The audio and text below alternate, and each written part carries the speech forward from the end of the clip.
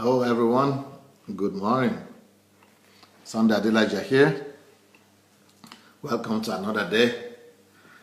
Lola Shurunka is the first one today. Shegun Fatumo. Welcome everyone. Rochelle White. Tokumbo Talks. Oluwatoyin Abidemi. Nkem Dike. Adedamola. Stephen McCoy. Jake Okay, good morning. Abby Kosh, good morning. Teresita, Bonita, Adeneka, that is Kuza, Eric, Anojo, Joe Ari, Mayowa, Emmanuel Paul, Oluwaseyi, Frederick, Kathy Vasquez, Carla Ola Martin, Bear InStyle, Shioma is here, Bernetzi, Nkiru, Abby's coach says I'm looking good and stunning. Thank you. She likes the shirt. Thank you. Japs Vincent. Person Banda. Adamu Bash. Samuel Sami. Jennifer Alma. Flair Karim Matip. Eric. Femi Oshunjaye. Bushi. Adedeji, Ladi Sharonka is here. Fumi Adewusi. All right. Olufemi Daudu, Unity. Pastor Philip Ibe. Kina Spearman. Shegun Lawal. Ifna Foster. Pierre Dangote. Lord, please make me a Sunday Adelaja for French Polynesia. Okay, you can make yourself that, by the way. If you would just go in and, put in yourself everything that you could get of Pastor Sunday Adelaja out there. Gideon Agbo, Esther Koganja, Shidi Odia, Dobre Utra. Okay, I heard that you have shared the link. If you have not shared your link, please let's go look for our share button and let's go share the link for this program. Go share your link for the program. Go look for the share button and let's go. We'll be ready to go. The message of today, still talking about, of course, you know that by now, Beate has gone. So we had a nice time with Beate and she's traveling now. So I go back to my topic, which is talking about who am I? Who am I? And I just posted the advert for the book. So my latest book is out there titled Who Am Who Am I? Why am I? It's all written wrong. That is Joshua's business. How could you write even the title of the book you couldn't write right, Joshua? Is Joshua there now? Can he hear me? You are writing the title of the book wrong. Wow. He couldn't even get it right. If anybody is listening to me, somebody talk to Joshua to cross-check what he's writing. Who am I? Why am I here? He's writing everything wrong. As if he's not an English-speaking person. Details. People cannot pay attention to details. I hope he's hearing me right now. I hope he's hearing me.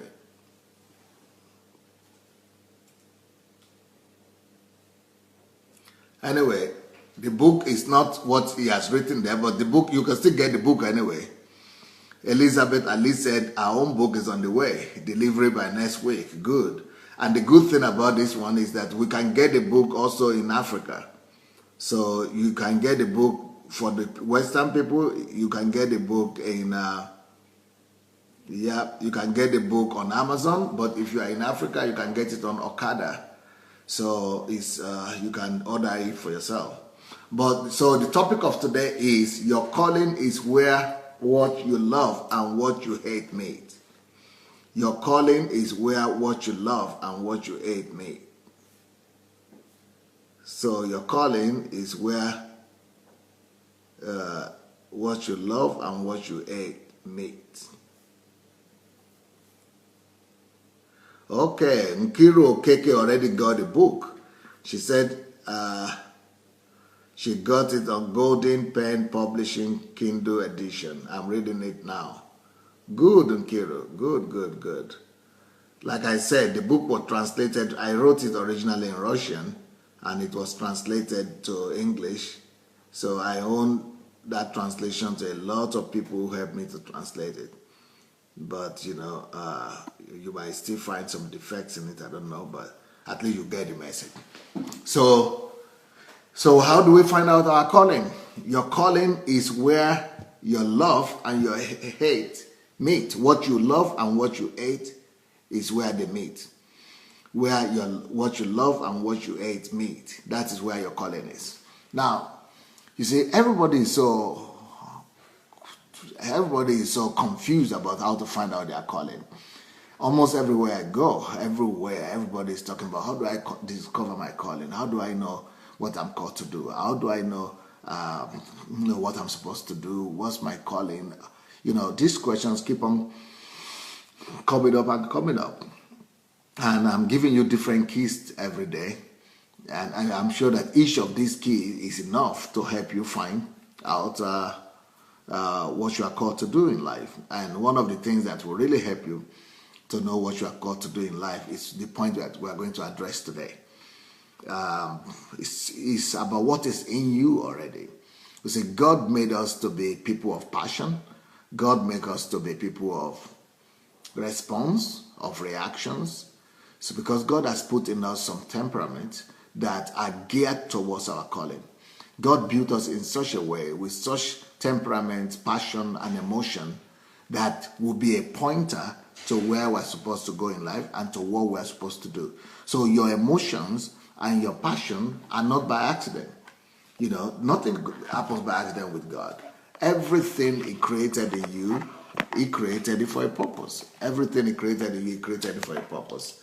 And if He gave you the temperament He gave you, I tell you there is no mistake about it. He knows that temperament will lead you, will be a pointer to wherever He wants to lead you and what He wants you to become in life. And if He puts some passion in you, that passion also is supposed to be a pointer and to lead you into the destiny and the calling that you have in life. What do I mean? We all respond to different things differently. You know why? Because we are built for different things. We respond to different things differently. Why? Because God has put in us different passion, different response systems, different reactions, different temperament, different feelings because of different challenges and different assignments that we have. You know, like for example, I hear people talk about gay marriage all the time. You know, there are some Christians, they are talking about this gay marriage, these gay people. And do you know there are some other Christians that don't even really care about it. They don't even pay attention to it. Gay marriage, gay, they don't even pay attention. But when you talk about the poor, for example, that they come alive, that say, yes, that is it. You say, why? Why is it that some Christians will be moved by some questions and they will be so touched and they will be saying, we need to fight, we need to do this. And same Christians, even in the same church, we just be totally indifferent about it. Just be totally different about it. Because we are built with our specific passion, response systems, temperament, totally different from each other. We don't have the same passion. We don't have the same temperament. We don't have the same response system. We don't have the same, response mechanism in us as everybody else. So we cannot all be the same. So there are some people that have this response system that makes them to respond to certain things, while other people might not even respond to that. So what's the point I'm trying to make by this? I'm trying to tell you that your passion, your responses, your attitude, your reactions have a lot to do with what God wants you to do in life. There are some women that are so passionate about children, but there are some other women that maybe they love children, but they're not so passionate about it. If not because of stigma, this public stigma, some of them would not even try to have children anyway. So why? It's like every woman should love children. Well, it doesn't follow. Some women don't have so much passion for it. Why is that? It's because we are created for different things. So what should your passion tell you?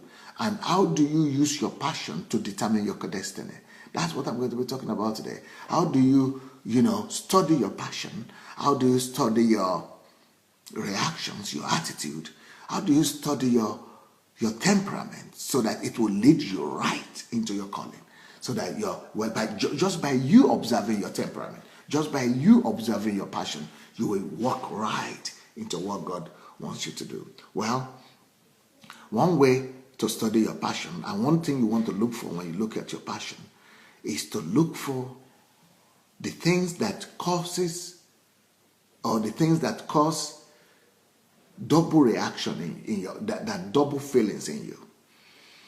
Look for things that cause that call for or cause double feelings in you.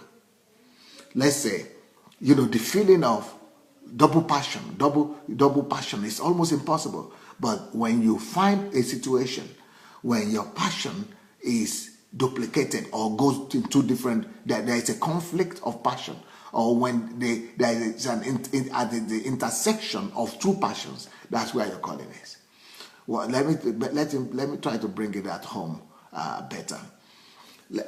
So the two passions I'm talking about, first of all, is the passion of love. These are strong passions. The passion of love and the passion of hate. Can you imagine that the two passions could be working against each other in you, but toward the same goal? So the passion of love and the passion of hate could be the pointer to your calling, to your destiny, and to what you are supposed to confront in life. So actually, both passion and hate could be working at the same time on your behalf and for you, and both of them could be leading you to your direct destiny. So let's now study how love and hate can work together to lead you into your destiny, into your calling. Let me give you concrete examples. Let's say, on one hand, you love your country. On one hand, you love your country. It doesn't matter what country you come from. Right? Like right now, we have elections coming up in America. And or maybe you are from somewhere else. Let's say you are from Nigeria, or you are from any other person. But you love your country. But at the same time, you love your country because, when something is happening about your country, you are proud of your country, you have passion for your country, you are not indifferent about your country, you are so passionate about your country. But at the same time, there are some people who are citizens of your country that don't care for that country, or that criticize the country, that put the country, that even want to leave the country. But the fact that you love your country is not what I'm talking about alone, but I'm talking about when two passions meet. And the first one is you love your country passionately. So anything that concerns your country touches you, touches your heart, brings out some special feeling, some passion, some enthusiasm, some response, some reactions in you. That is the love factor. When love and hate lead you to your calling. But on the other hand, so we know the love factor, you love your country, you respond to your country, strong feelings. But on the other hand, even though you love your country, but on the other hand, you have hatred. hatred for the things that are happening in that country. So even though you love the country on one hand, but on the other hand, you have anger, strong passion against some of the things that are happening, maybe with the politics of the land. So it's a thin line between love and hate. So you love a country on one hand, but you get irritated. That same country that gives you strong emotions, that same country that makes you to feel that, oh, you are ready to do everything for her, that same country brings you a lot of frustration and a lot of disappointment and a lot of anger and strong emotions about what you see happening in that country. You see there the intersection right there of love on one hand and on the other hand hatred. I mean, anger, hatred. You hate the political mess that is happening. Maybe you hate the way the leadership is being handled. Maybe you hate the corruption in the land. Maybe you hate the injustice that's happening in the country. So you love the country on one hand, but you hate something else about that country on the other hand. So that thing to you is a pointer that is what you are meant to deal with. Whenever your your love and your hatred meet that way, it means that is what you're supposed to deal with. That means that God, and through your passion, through your emotions, through your reactions, through your temperament, is pointing you right into the middle of your calling, into the middle of your purpose. So through your emotions, through your passion, God is trying to tell you that is what you are supposed to deal with. You are called, so you are built to deal with that thing. So your temperament is responding. Your passion is responding in two opposite directions. Why? Because it is the love that you have for that country that drives you to want to sacrifice. It is the love that you have for that country that drives you to want to study, to want to do everything that you need to do to change it. But on the other hand, it is the hatred that shows you what you are supposed to change. It is the hatred that leads you into the thing that must be uprooted. But it is the love that makes you to want to go through the process of sacrifice, to want to sacrifice what you need to sacrifice anything you need to sacrifice. And it is the thing that you hate that will make you to know what you're supposed to deal with. Patrick Christian is writing here. You see that it's King James says there is a time to love, a time to hate, a time for war, and a time for peace. So when that begins to happen inside one man, you should know the calling is at the door. Calling is knocking at the door. Destiny is knocking at your door. Destiny is knocking at your door. On the other hand, there will be some people in your country, citizens of that same country, that are not even touched. They are not even touched by what you are talking about. They are not even touched. They think, wow, that's bad, I forgot about it. Ah, yes, yeah. So where is the interception? What do you have? Maybe it's not your country. Let's take another topic, for example. I know a lot of Christians that are very passionate about family values. Everything is family values. No matter what thing you talk about, it's family values. No matter what thing you talk about, family values. But at the same time, they are frustrated about family values. At the same time, they don't like what is happening in the area of family values. I mean, they are always angry that something is not right about family values. They are always complaining, oh, the families of these days, oh, there is divorce, oh, there is this, husbands don't behave well, oh, wives don't behave well, oh, this is not happening. They are passionate. They love family. They want to build families. They, on one hand, it's everything they want to talk about. That's exactly what they want to do. They want to resolve family value to families, into homes. They are talking about family all the time. It's their dream about family. It's their passion. They want to push, as if family is the only issue in Christianity. In fact, they even go to the extent of saying that Christianity is about family. God just set up Christianity because to show us family, how family should be, and everything is family. But on the other hand, they are frustrated when they see family values falling up all around them. So what is that? The intersection of love and hatred. intersection of love and hatred. On one hand, they love family, they love the idea, they want to see the improvement, they want to see the growth in family, they want to see families change, they want to see family values exalted, they want to see families come to a better place. But on the other hand, they see all what is happening in families and they get sad and they get angry. They hate what is happening about family. They hate it. But on the other hand, they love family itself and they want family values to prevail. But on the other hand, they hate the failure they are seeing in family values. So that love for the family institution and the hatred of what is happening to family, the intersection of love and hate is your calling. And what does that tell that kind of person? That situation tells you that your calling is to deal with family. Your calling is to change family values. Your calling is to challenge those things that irritate you. Your calling is to uproot those things that anger you. Your calling is to go and head on fight and confront those things that are causing the hatred.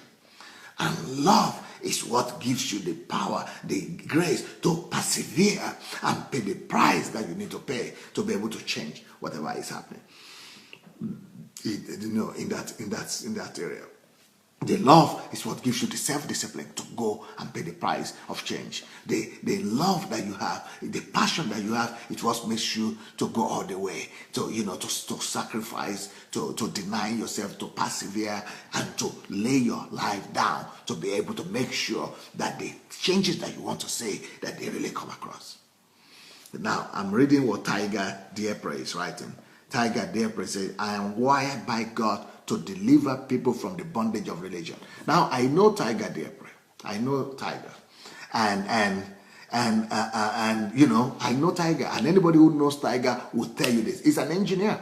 And he's working as a professional in one of the oil companies in Nigeria. I mean, he's a very successful, professional in his job, right? He's working, and it's a dream job. If you tell an average Nigerian or an engineer in Nigeria that they could get a job in an oil company in Nigeria, especially if it's a European oil company, and they could give them a job, that they would do everything to get that job. Some people will even leave Europe and go and look for that job to work in the oil company in Nigeria. I mean, especially when you are being paid well. And Tiger has that kind of job.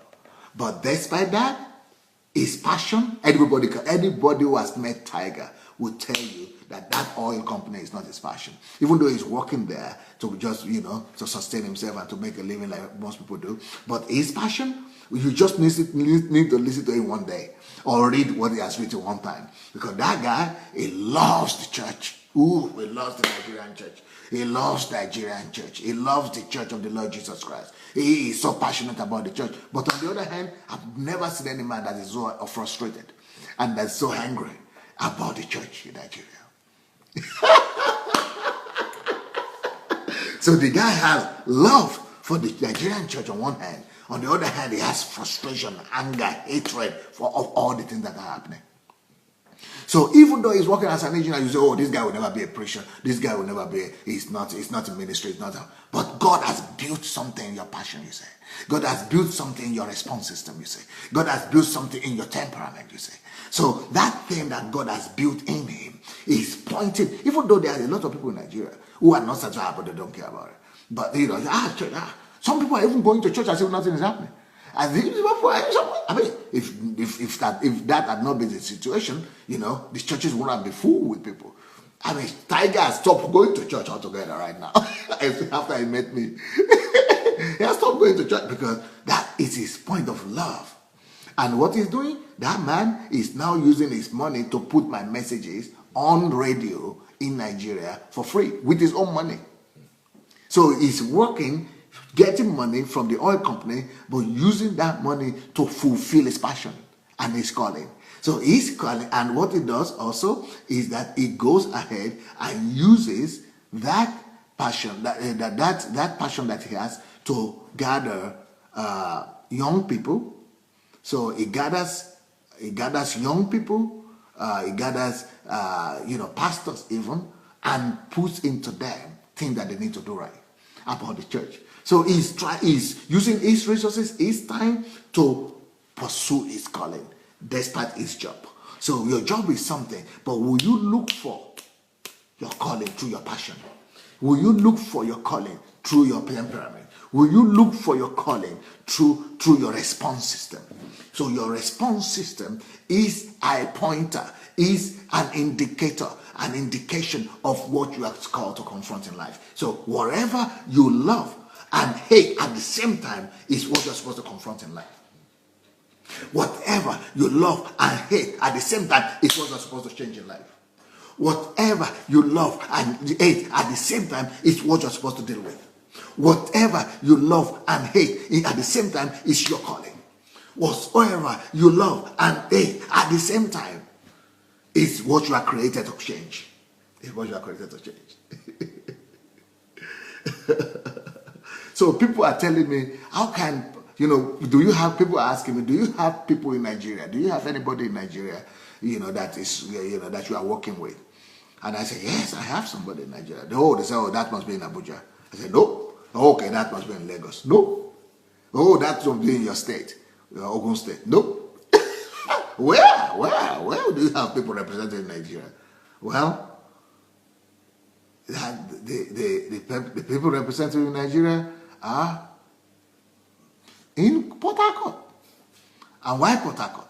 Well, because Port Harcourt is where Tiger is. Port Harcourt is where Tiger is. Tiger is in Port Harcourt. What is it that located Tiger? His passion located him. I never knew him before. I never even heard about him before. I never even knew there was a human being like that on the earth. Until I read this letter. One letter. One letter is enough. Why? Because in that letter, I saw the two things. I saw both hate. I saw both love and hatred. I saw both love and hatred. I saw both love and hatred. I saw both love and hatred. So, I knew this guy has a calling. This guy has been called to confront this thing. So, whatever your love and hatred meet, that's what you're supposed to deal with. For example,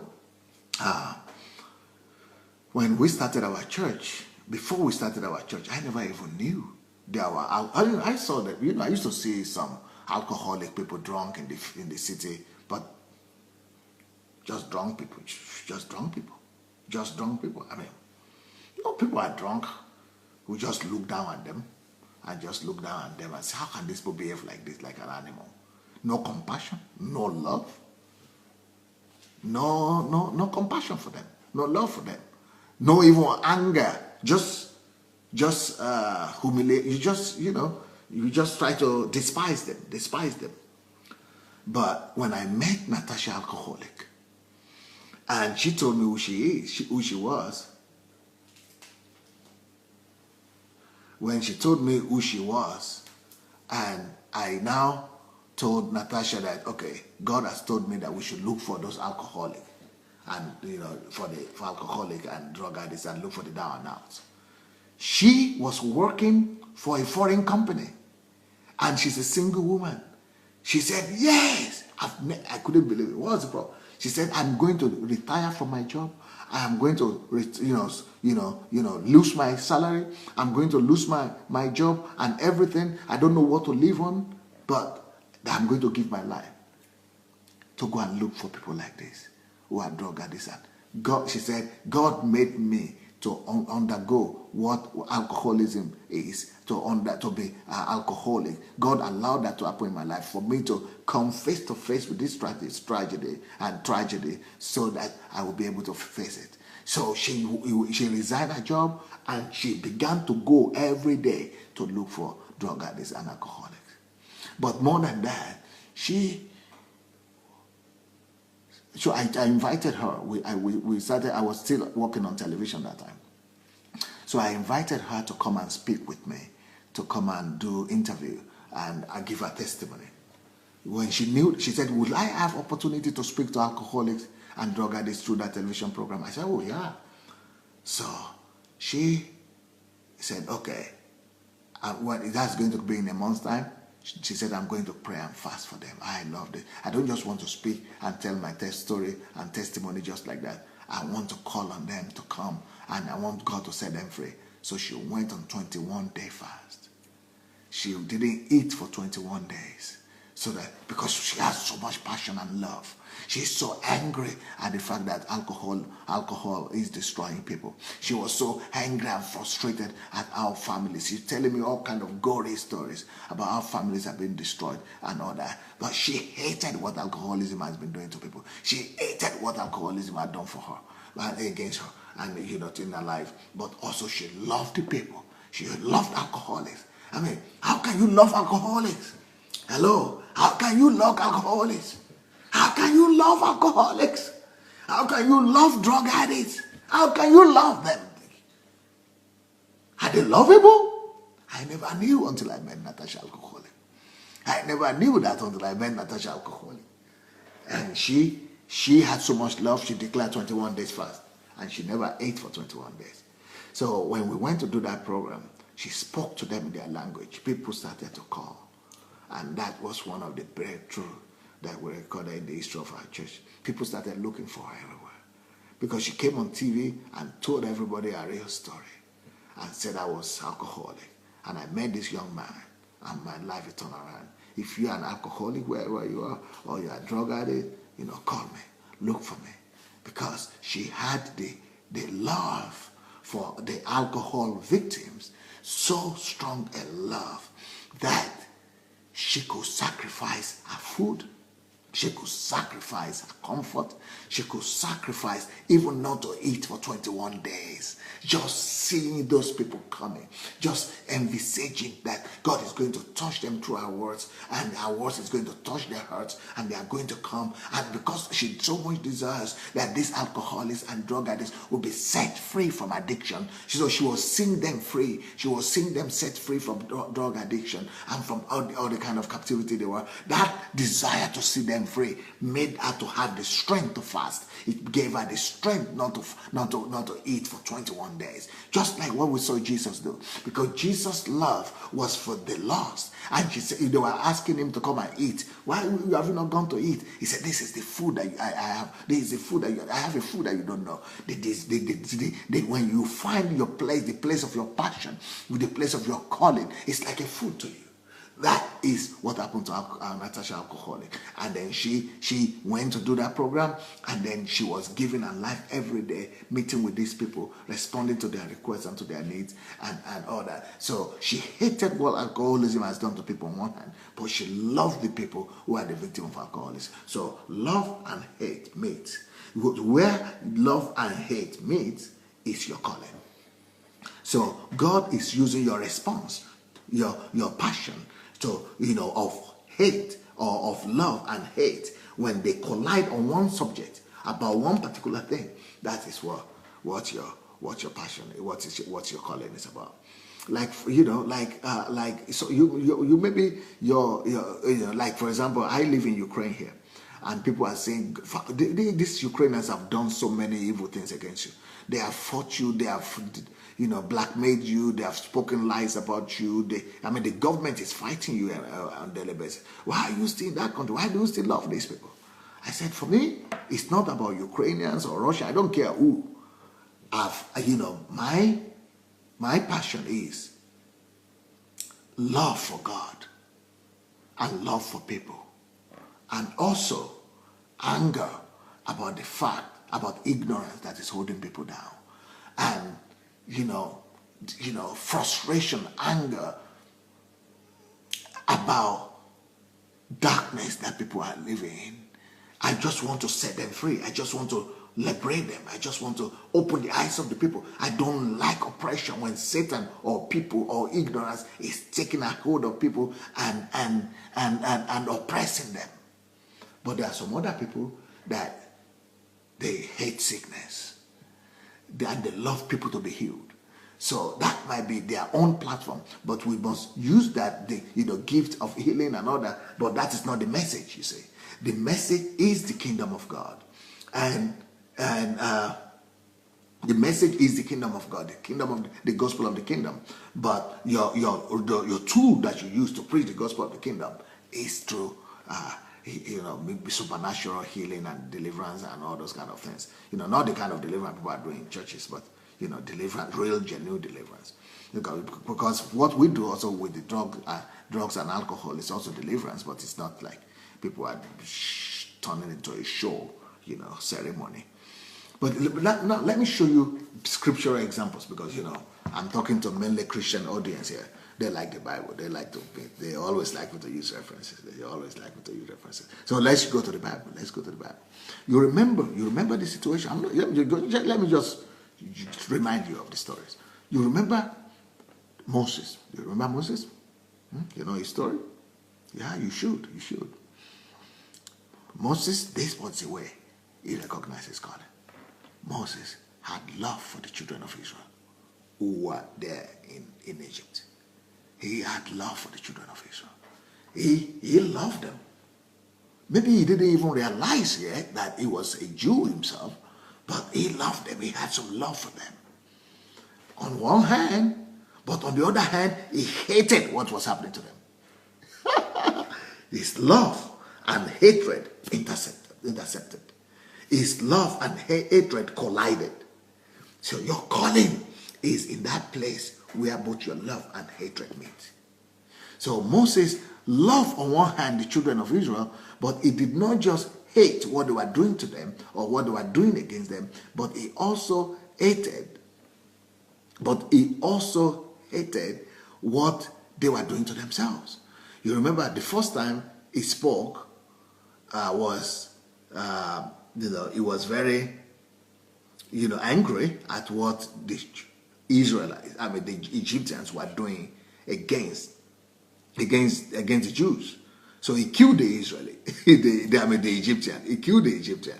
So that's on one hand. He loved Israel and the Israelites on one hand so much that they had to kill the people who are doing evil to them. So both love and hate collided. But on the other hand, the next time he came out, he saw that he still loved the children of Israel, but he saw what the children of Israel themselves were doing against themselves, and he hated that as well. So hatred, a lot of anger, a lot of hatred. So where your anger and your love meet is where your calling is. So where your anger and your love meet is where your calling meets, is where your calling is. So that is the situation that Moses found himself, and that is how Moses got to find out his calling as well. So I want to ask you, what are the things that are really frustrating you? Well, your calling could be in your frustrations. Your calling could be in your frustrations. Maybe those are the things you are supposed to deal with. But the frustration alone is not enough. Apart from the frustration, you also need the love. Love for something, love for that topic, love for that, because it is that love that will sustain you. It is that love that will give you the staying energy to be able to fight for a change, to be able to endure and persevere and go through what you need to go through.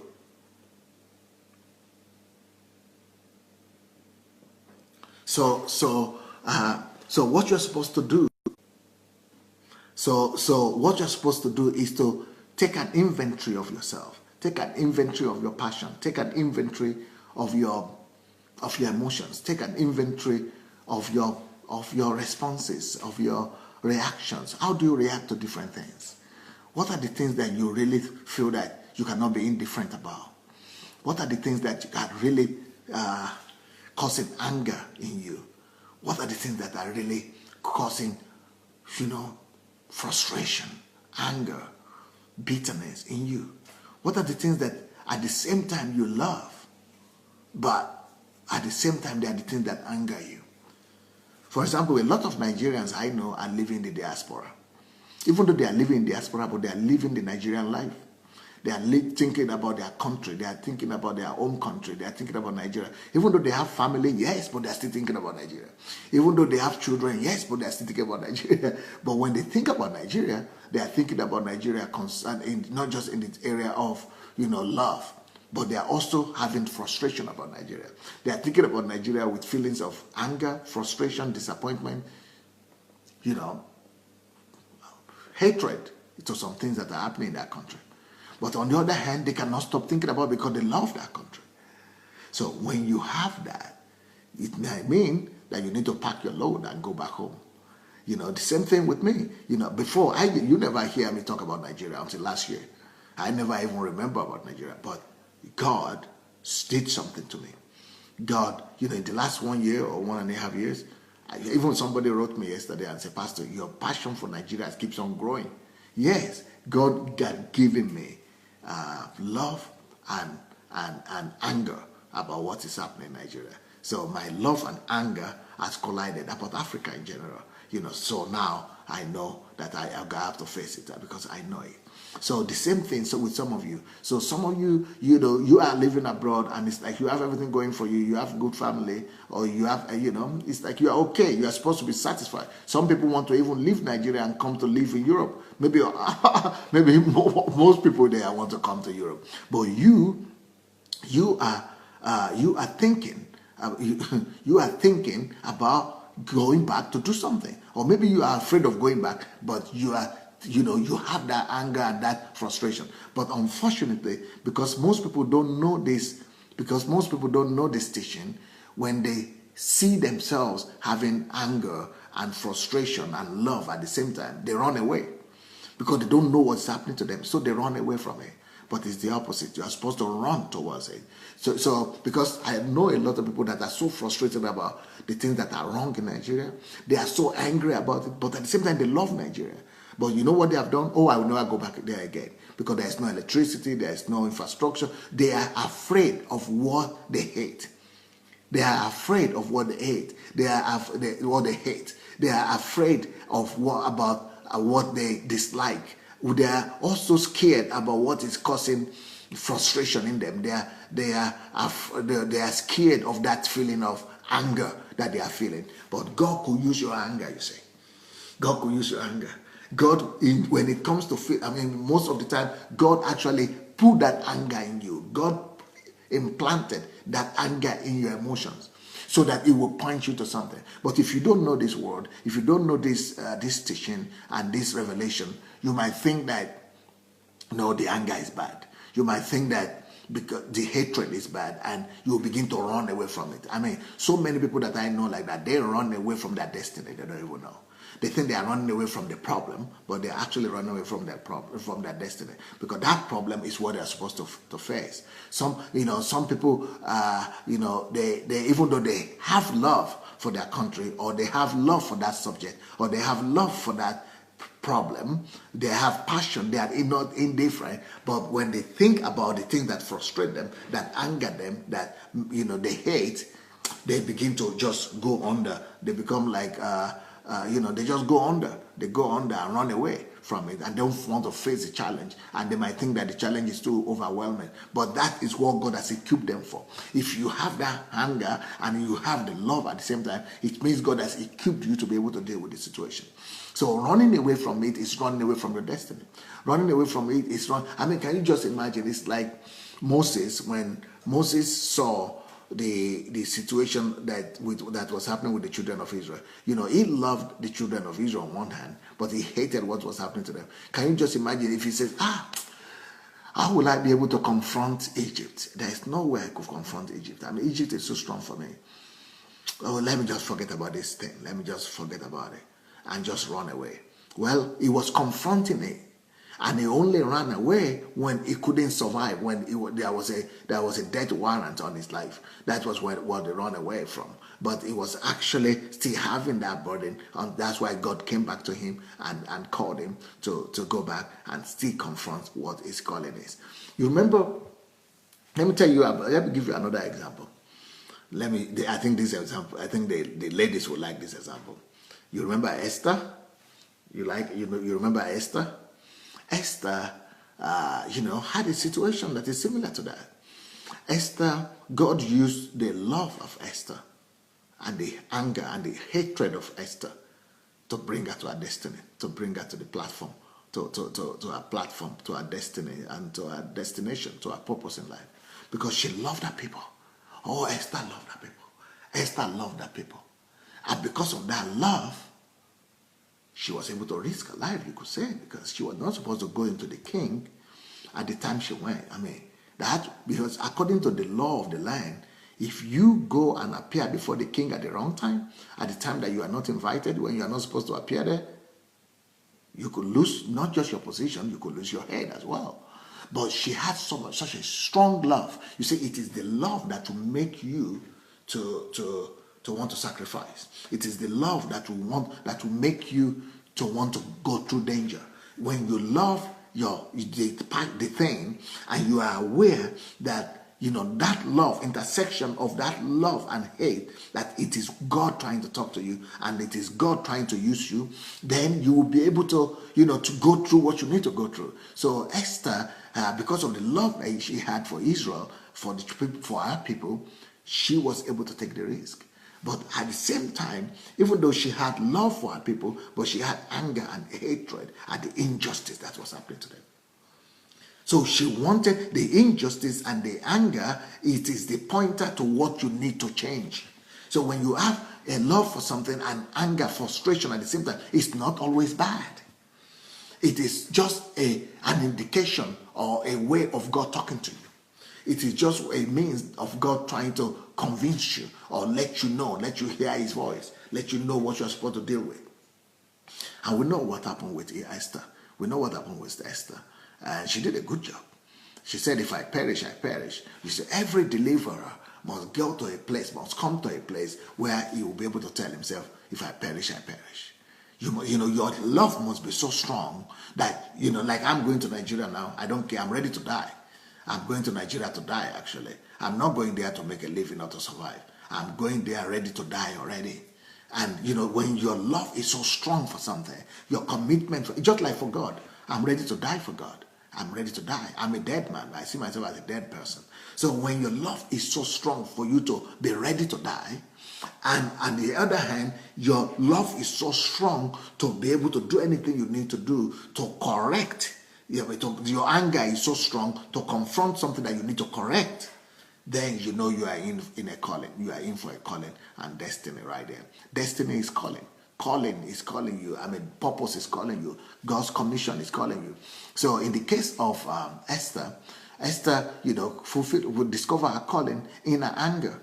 And she discovered her calling in her love as well. So she discovered herself, her calling and her destiny, both in her anger and in her calling and in her hatred.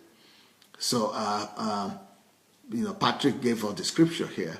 Esther 4:16, King James Version says, "Go gather together all the Jews that are present in Shushan, and fast ye for me, and neither eat nor drink 3 days, night or day. I also and my maidens will fast likewise, and so will I go." That is love.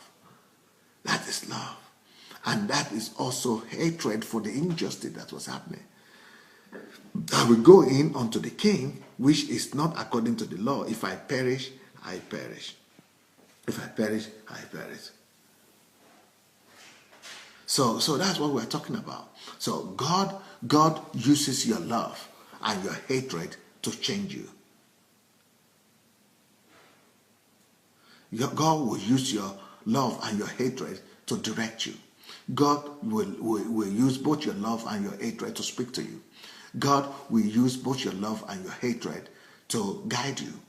God will use two opposing passion to speak to you. All right? He will use your opposite passion to speak to you. So your calling is where what you hate and what you love meet. Your calling is at that junction where your love and your hatred meet. When you hate something so strong, and when you love something so strong, that thing is the thing that you are called to deal with. Now, let me tell you about another example in the New Testament. What about Paul? What about Paul? What about Paul? Paul was a man of great passion, and Paul was a man of great conviction as well. So he was so much in love with God and was so much in love with the truth of God. He went and get all the education he needed, and he studied, because it is the love that makes you to pay the price. It is the love that makes you to persevere. It is the love that makes you to endure. It is the love that makes you to go through what you need to go through. But at the same time, he hated everyone that was, or anything that was against God, or that in his own understanding that was not, in accordance to the worship of God the way he understood it. So in the case of Paul, he was, in love with God and his truth, and he hated everything that people were doing against that truth and against the right worship of God. So just close it very well. So, but that was the indication that is what Paul was called to deal with. So God found that passion. He had the two passions. He was qualified. He had both strong love and strong hatred. So what did God do? God went and took and got ahead of him and used that same strong love for God and strong hatred for ignorance, and used it to use him and turn him to a great warrior, a great apostle of the Lord Jesus Christ. So what is it that you have strong passion, strong love for? And what is it that you have a great anger for, a great hatred for? That is what you are supposed to confront in your life. That's what you are supposed to deal with. I don't know what it is in your own case, but look into your heart. Look into your heart. I told you the story of Deepere already. I told you the story of Natalia, alcoholic. I told you, the story of Moses. I told you the story of Paul. So whatsoever it is that that provokes in you the two opposite feeling of love and hatred, that is what you're called to deal with in life. Your calling is buried in your passion. Your calling is engraved in your feelings, in your temperament, in your responses, in your attitude. And whenever any subject is provoking two feelings in you, the feeling of love on one hand and the feeling of hatred on the other, it means God is trying to tell you something. God is trying to let you know that this is what you're supposed to confront. This is what you're supposed to confront. I mean, there are some people that just cannot stand injustice. They cannot stand injustice. They love justice so much that they hate injustice. So that is it. When you love to see justice to prevail so much, you are so passionate about justice. On the other hand, you hate injustice. That intersection of love and hatred is your calling. That intersection of love and hatred is your calling. So when the two feelings are in you, on one hand, you love this thing. You like things to be all right. You like things to function well. But on the other hand, you hate all the things that are happening right there. It means that those things that you hate are the things you are supposed to confront, are the things you are supposed to uproot, are the things that you are supposed to change. Our whole life is about change. Our whole life is about changing something. There is something that you definitely don't like. There is something that God will make you to dislike. There are some things that God will put that some indignation in you for, some hatred, some anger, some passion that you'll be passionate about, some things that you are not indifferent about. So that you will need to confront. And then at the same time, you will have the passion to make sure that things are right, that things are done right. You love some things. So when you have those two things playing out in you, then you need to stand and know that is your calling. That's what you need to do. But it's not enough just for you to know what you're supposed to do or what you're supposed to confront. You must go beyond that. So if you know that you are supposed to deal with this particular subject, now what is your next step? Your next step is you must go and get yourself educated. You must add value to yourself. Add value to yourself. Go and learn everything that needs to be learned in that direction. Go and study all things that you need to study to make yourself fit to be able to address that situation. Go and study all the problems and all the questions related to that particular subject. Make sure that you know the subject in and out. Make sure that you are an expert, that you know that you read everything that has been written, that has ever been written about that subject. And once you know everything that you need to know, that means that you are adding value to yourself. The next thing you need to do, you need to come up with your own proposal. You need to sit down and write a proposal, or you write a project. What is a project? A project is a plan of what you want to bring to the table. A project is a plan of what are the things that you see that are good in that particular subject, what are the things that are wrong, and what are the things that you are bringing to the table to correct the things that are wrong. So what improvements are you proposing? What improvements are you bringing to the table? So you must come together with that plan to make things change and to improve the things that you are not satisfied with. Then another thing that you need to do is that you need to come and create a model. You need to create a prototype of how to solve that problem. You need, at least in a miniature situation, you need to create a miniature, a small amount of of the solution. You must see the model. We must see the prototype of how the thing will work when you apply all the principles that when you change the things that must be changed, and when you apply all the principles that you have learned. So if you are not only passionate about something and you don't add value to yourself, and you don't upgrade yourself, you don't develop yourself in that area, and you don't present a solution, and you don't bring forward a prototype, people will say you are not serious. You are only you're having passion without knowledge. But your passion should be complemented by knowledge, by good knowledge. You have to go and study, you have to add value to yourself, and you have to have some prototype. You have to have some plan, some project that is, that is showing people that you know what you are talking about, and that you are capable of, bringing a lasting solution to that situation. Now, once you have done the prototype, the next thing you need to do is that you need to build yourself a platform to begin to advertise yourself. You need to begin to talk to people, look for people of like-mindedness, people who might have similar passion, or who this thing that you are talking about might affect. You need to go and begin to look for people who need what you are talking about, or people who don't even know they need it, but you know they need it, or people that might help you, or people that might become your partners in future. So you need to begin to share your vision and begin to let people know what you are talking about, that you have this subject that you are addressing. And the more people know, the more God will have opportunity to bring the right people across you, either to partner with you, or to help you, or to finance you, or to just be your co-workers, or to add one thing or the other to whatever you are doing. So after you start, you need to look for partners, you need to look for help, and for that to happen, you need to begin to speak about what you are doing. You need to advertise yourself, you need to promote yourself, you need to give out the word, let the word go out, and then you need to go and do presentations.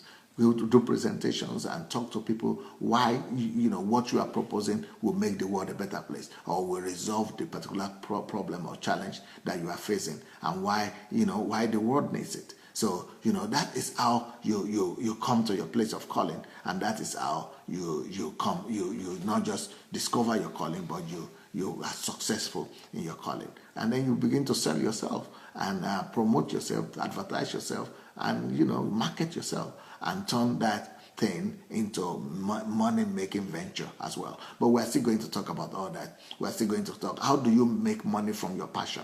I'm going to talk about that towards the end of this series. But right now, I'm still talking about how to find your calling, and how to discover your calling. So let me know what you think. I'm still going to come back to you with some other keys, but I think I've given you enough keys for you to know. Get the book. The book has everything. Who am I, and why am I here is the name of the book, and the link to buy the book is on this platform right now. There is a link there that you can click on. So so we're waiting for you to go and get your own copy of the book. Who am I, and why am I here? And let me hear what you think about this message. Let me see. But towards the end of this series, I'm going to tell you how to convert your passion to money, because it is not right to work for any other thing else apart from your passion. The concept of work itself is supposed to be a means through which you bring your passion to pass. Work is a means, an instrument through which you fulfill your passion and your destiny. So work is not for salary. Work is not for job. Work is not for you to just make a living. Work is a means, an instrument, a power that God has given you through which you could bring your fulfillment in life and accomplish the purpose for which God has called you. So let me see what you are writing. Let me see what you're thinking about this teaching, what you have learned today. Let me hear what you have learned, and what you are going to do as a result of this teaching. But I also want to call upon all of you. Let's go and share the link. Let's go and share the message. Go to your timeline while I'm going to be reading your comments. Go to your timeline and share the message, okay? Let's go share the message, and then I will be reading your comments. Go share the message, go share the link, and let me see what you are writing. Anu Ojo say, thank you, sir. This is very helpful. Good. Jennifer Alma Meze, thank you for the series. I am blessed, okay? Patrick Christian, thank you for this morning teaching, okay? Lydia Oloruniwo is back. Hi.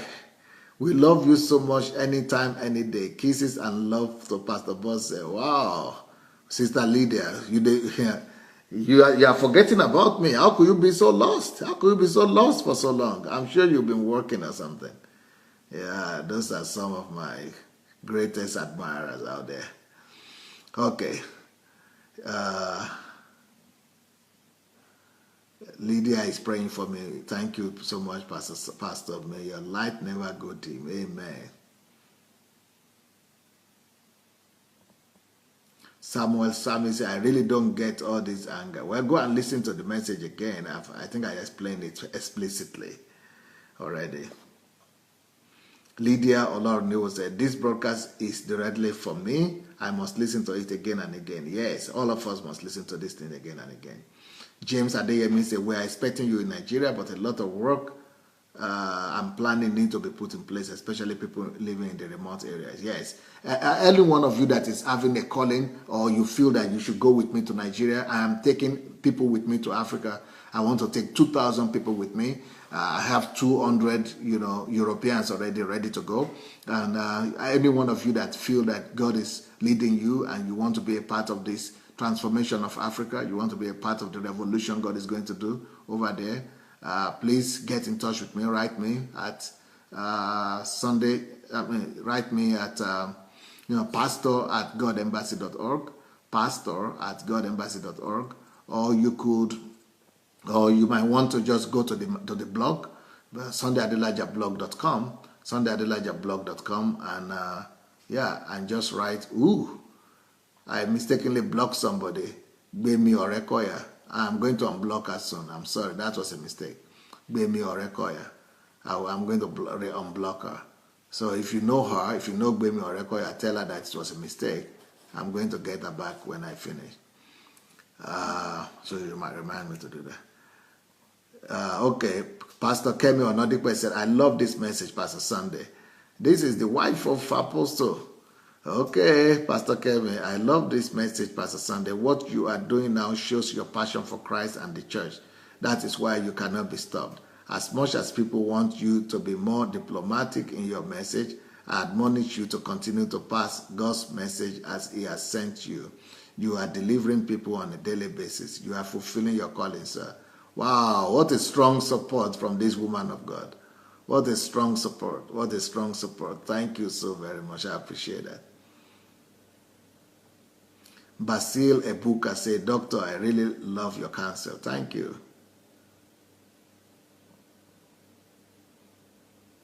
Patrick says, okay. No, sorry, that's not.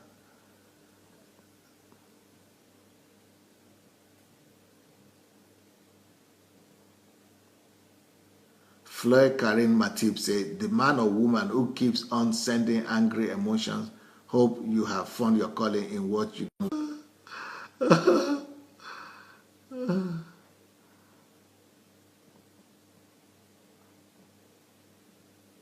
Bimbo Atolagbe said, the people sending angry emotions, okay, forget about them.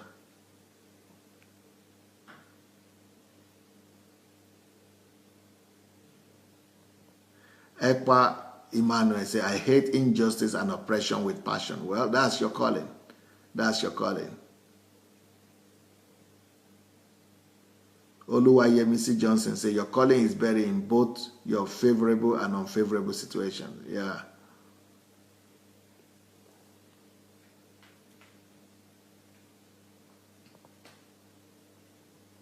Ola Martin says Paul was a man of great passion and conviction. Love made him compassionate, persevering, and he hated what people are doing against strong ignorance against God, about God. Yes.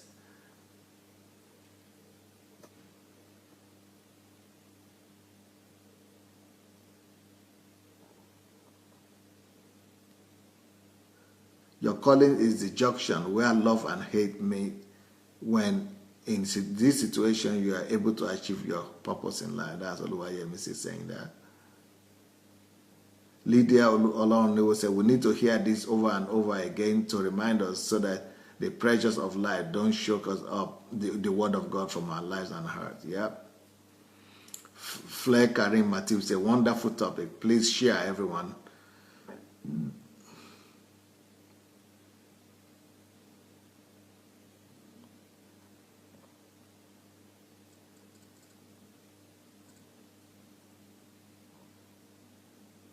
Julia Fortune said, having lived in the US for almost 38 years, it was scary for me to think of settling down back in Africa, I think.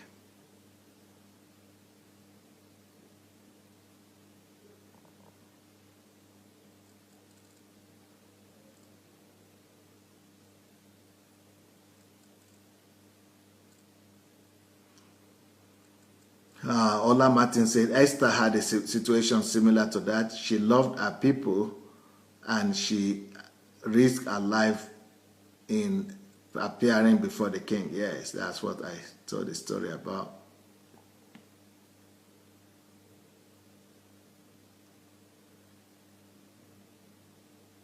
Raphael Oshevire said, running away from your confrontation is running away from your destiny. Therefore, stand in the Lord to fight it. Okay?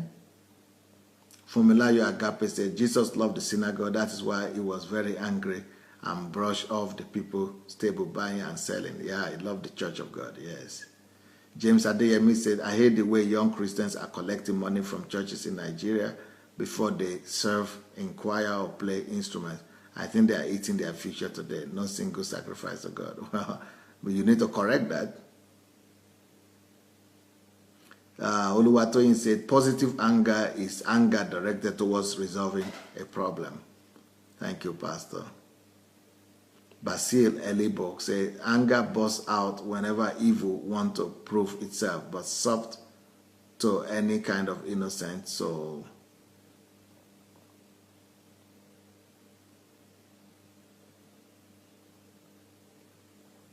Fajo Oregbe Oluwaseyi says, sorry, my brethren, let us try to understand this woman. She's just okay. I don't know what that is.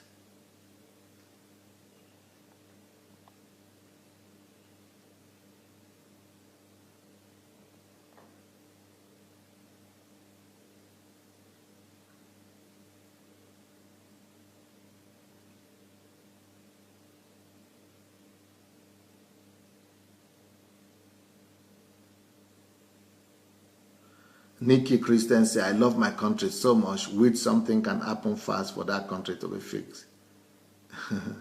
It's going to happen.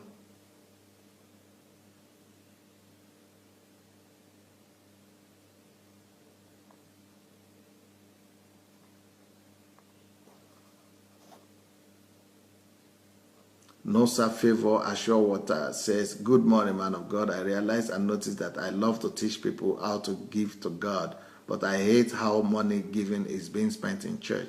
I love to give to God a lot, and I hate to see the church abuse the money. Very good. It means you have, that's what you're supposed to address. I hope you listen to my message, right, on that topic about is tithe only for the meant for the church. Go and if you didn't listen to it, go and listen to it. It might help you to fulfill your calling. Nikki Okoro said, I got it, Pastor. Thank God I am fulfilling mine, and thank you for shedding more light on the topic.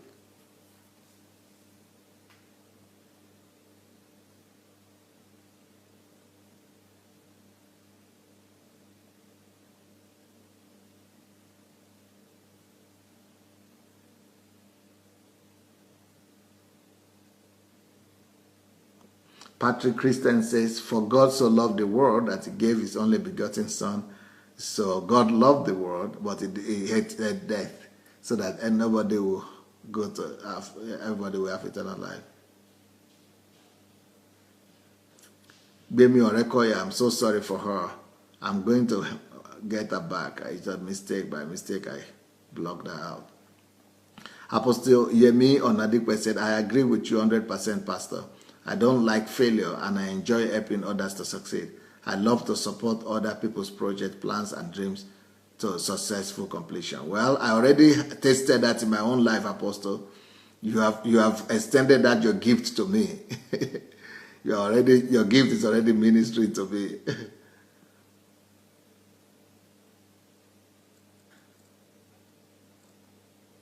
Precious Ariwodo said, this teaching brings tears to my eyes. God bless you, sir.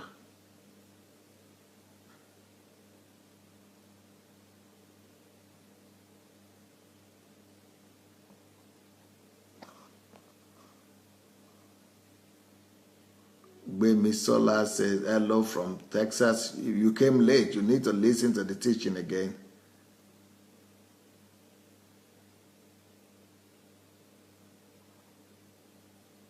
If you are Alade just coming in, wow, you people have missed the teaching because this is the end almost now.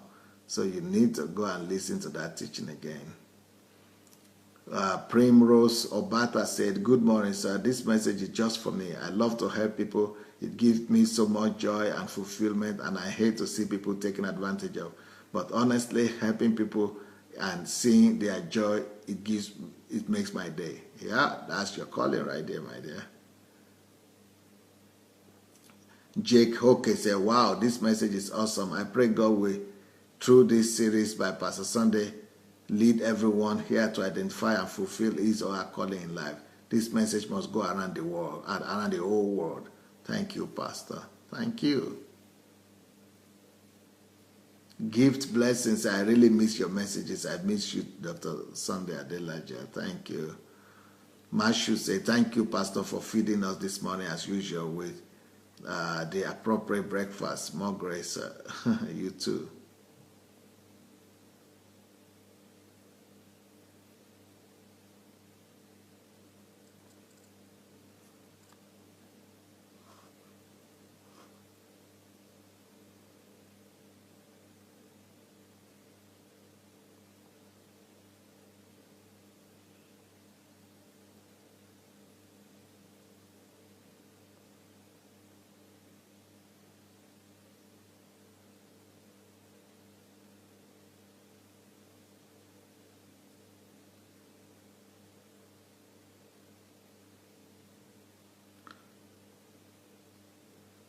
Omoto Shotokwe say, my calling is to use pen to maintain order in the society. Wow. Omoto Shotokwe, if you can write, if you are a writer, why don't you contact me? I'm looking for writers. So my email is pastor@godembassy.org. I want to turn some of these things to books. Apostle Yomi Onadipe said, revelation leads to revolution. Imagine if everyone in this world discovers this true calling, their true calling, and are fulfilling God's purpose. Earth will have become like heaven. Yes, yes.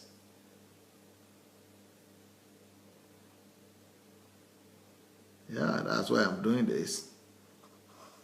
Okay, Shioma, she's always writing sensible things. Let's see what Shioma says. Pastor, I cannot thank you enough. From the day I started following you, my life has taken an upward trend, and I see myself taking definite steps in the right direction. Decisions that were difficult prior to now have become easy. Glory to God.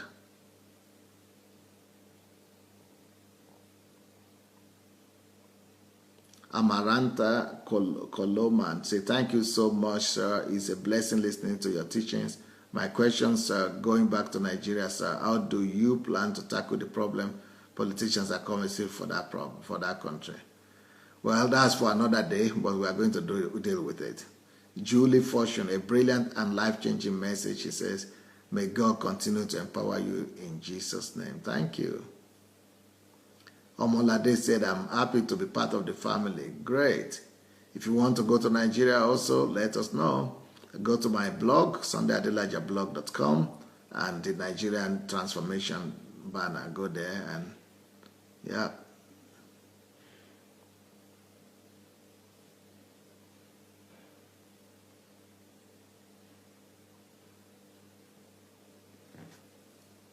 Christina Lampis, I'm passionate about your presentation. Everything you said, I love it.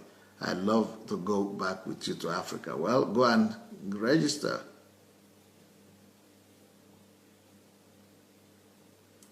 Pastor Patrick is saying, Pastor, do you have a book on how to turn your passion into your fulfillment in life? Yes, I have a book, but it's in Russian right now, so we need to translate that to English first. Wow, let's read Kike Moron KG and then we could go for today. Kike is saying, Pastor Sunday, I have a question. For example, let's say I have a love-hate about the suffering of orphans and I mention it to someone, but it's like they don't see what I see and it's almost like they are blind. However, what's worse is that they do not care to know.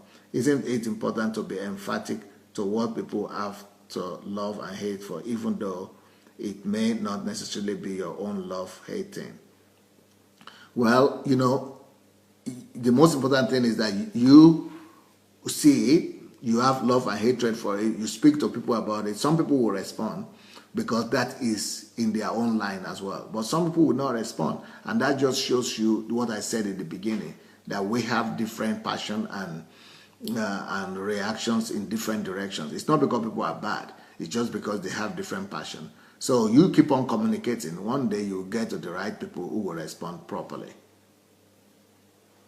Okay, I have Paul here as well. He says good things also. Emmanuel Ojo know your Paul. As I listen to Pastor talk about proposal, model, and execution, I can relate to it to my field of study. For any successful architectural edifice, you must do a research work, propose, and do a model of how it will be executed. Yes, that's exactly what we need to do after we found out what our calling is. Well, thank you, everybody. It was nice listening to you. And it was nice, reading your reports. And